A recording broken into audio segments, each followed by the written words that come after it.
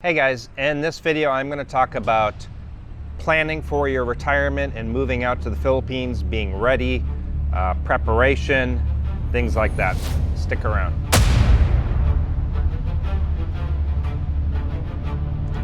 Alright guys, so I thought I would do a video about preparation, kind of a checklist, a planning video about retirement and moving out to the Philippines. Quite a few people have asked me about that, so I decided to go ahead and do it. I figured today is a nice day.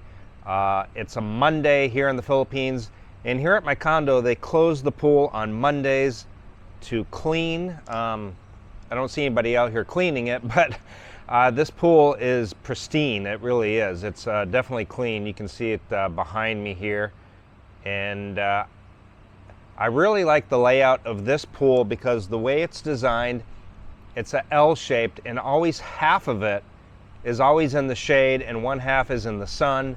So if you want to come out here, and it's a lot of Filipinos don't like to be in the direct sun. They like to come out later at night.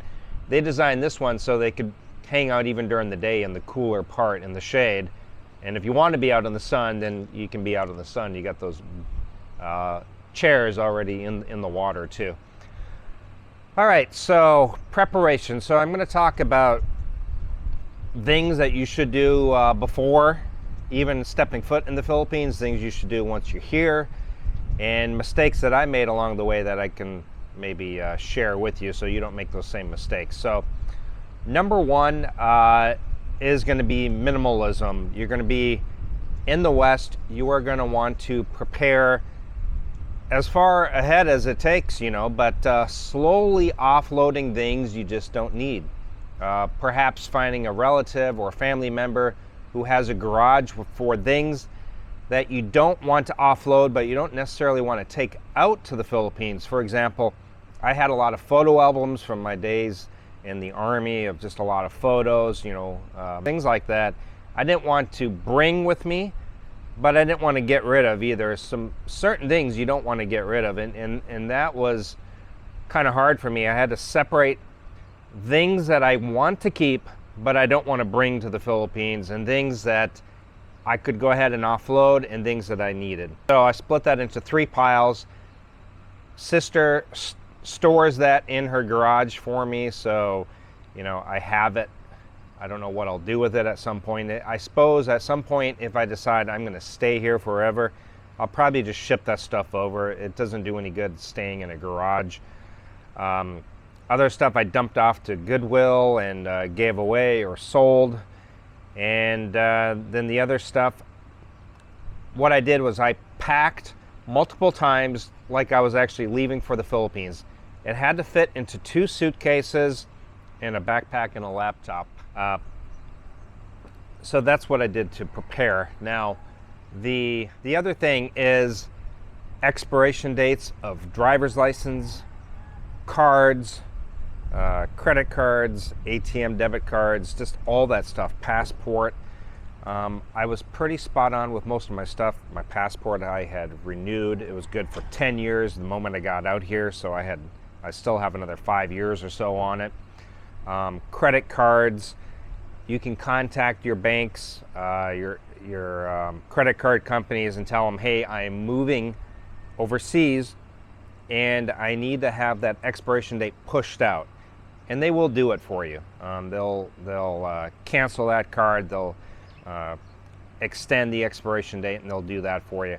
The other thing that I didn't do that I should have done is I should have got 2 bank accounts. I had 1 bank account. What I should have did is have 2 bank accounts and 2 debit cards. And the reason why, I'll tell you, is because if the bank eats up 1 card for any reason, you lose the card, it gets stolen, you have a backup, and you never carry those in the same wallet. Just 1 card is all you need.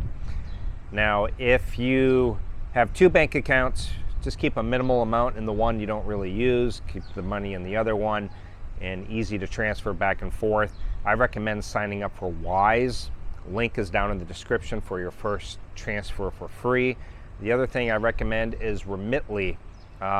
You don't ever have to use either of them, Wise or Remitly, but they both of them will come with actually debit cards now, where you can withdraw money from those. So when I came out here to the Philippines, I actually had a card that expired.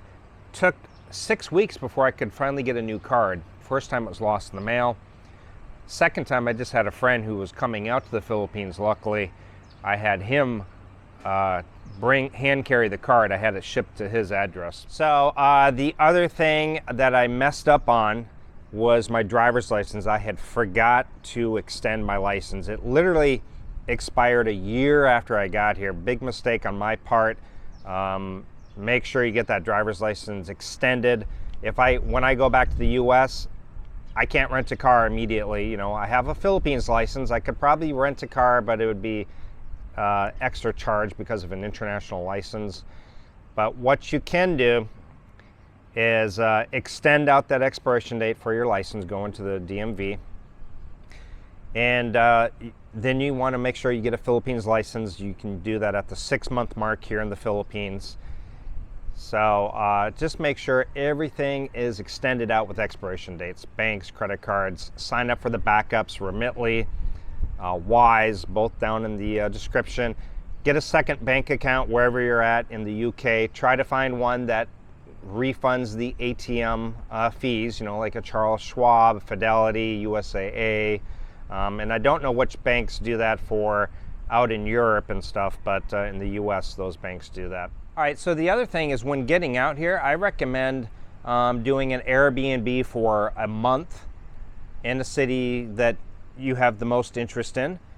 Explore, see if that's a city you want to stay in, and really get to know the whole city before you get a lease. That was a mistake that I made as well. I ended up getting into a lease within, 5 days because I got a hotel, and the hotel was rather expensive, and you're trying to get out of the hotel. You want some normalcy. You want to be able to cook food. You want to have guests and what have you.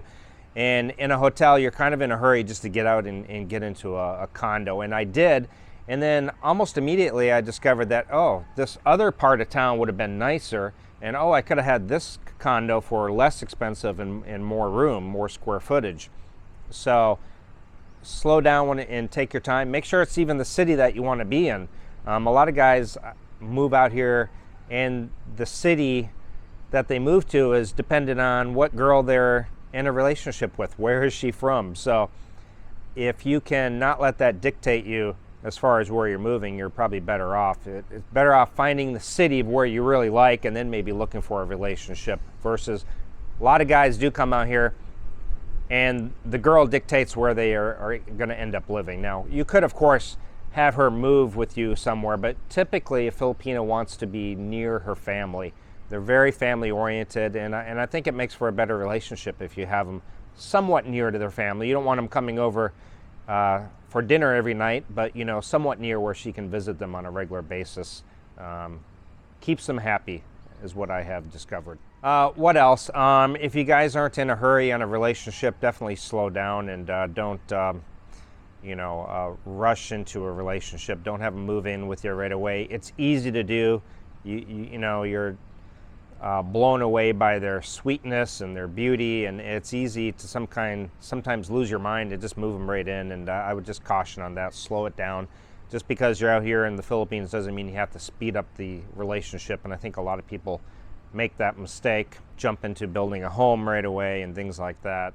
You do also want to make sure you have medical insurance, whether it be a plan that I use. I use the travel medical insurance because I like it to follow me wherever I go. If I go and spend a couple of weeks in Thailand or a month in Vietnam or go to Malaysia, it follows me versus a plan that's in the Philippines and only covers me while I'm in the Philippines. I like something that's going to follow me wherever I am. I like the extra coverage, that travel insurance gives you and that regular medical insurance doesn't. Again, links are down in the description if you want to do a quote. It might be a mandatory thing that you need when moving out to the Philippines at some point. I know vaccines are probably going to be mandatory initially. Who knows how long? Somebody asked me the other day, and it wouldn't surprise me if it if it's for the next 5 years that it could be a mandatory thing, just having the vaccine. It's just hard to say. The other thing is travel medical. You want to have a nice little savings account, liquid, that you can use in case of an emergency, because a lot of insurances, you are going to have to pay that hospital bill and then be reimbursed. Some travel insurance, if you can put them in contact with the hospital, then yes, they will pay directly, but some hospitals here in the Philippines don't want to do it like that. They want payment right away. So likely you're going to have some liquid assets that you can get access to. Again, this is where things like Remitly or Wise come in handy, because you can transfer over one large sum of money all at once versus going to the ATM and only taking out 20,000 at one time. So that can work out in your favor too. If you're going to do a big purchase, like for example a motorbike, you would have to take out 20 per day, 20 per day. Again, something else to think about if you want to buy a motorbike. Maybe get your motorcycle endorsement while you're still in the West, and then when you come over here, you show your Western license, and that transfers over to whatever license you had in the West. If you had a license just for an automobile, they will give you a license for your automobile. If you don't have one for a motorbike, they will test you and you'll pay the money. It's really just going through some cones and driving a straight line, and you're good to go. But these are just some tips to come out here for retirement. If you can come out here and do a practice run, if you've never been here, that is an excellent idea. Come out here and spend about a couple months. Don't sell the car, don't get rid of your home and all your possessions immediately. Don't just come out to the Philippines without ever testing it out. You want to test it out. Some guys get here and I've got some buddies right now that are telling me, you know what, I can't take it anymore. It's too unorganized, it's too chaotic here. I need some organization. I miss my, certain foods. I miss my quality of living, what have you. And they're already ready to move back. And guess what? They've sold their car. They got rid of their house. And it's probably not the best idea in the world to do that. For me, I had a divorce, so that was easily done. All that stuff was gotten rid of already, so no problem. But if you do have the option, don't get rid of that stuff. Come out here, do a trial run for a few months if you can. The longer the better. See what it's like to live out here and then make your decision. Questions, comments, or tips you guys have for each other, go ahead and comment down below. Guys, I appreciate it. Give it a big thumbs up, share, like, subscribe, hit that bell notification. That way you are notified every time I come up with a new video. One last look at the pool there. This is one reason I chose this condo, because I really like it here. But yeah, nice place. See you guys next time. Take care.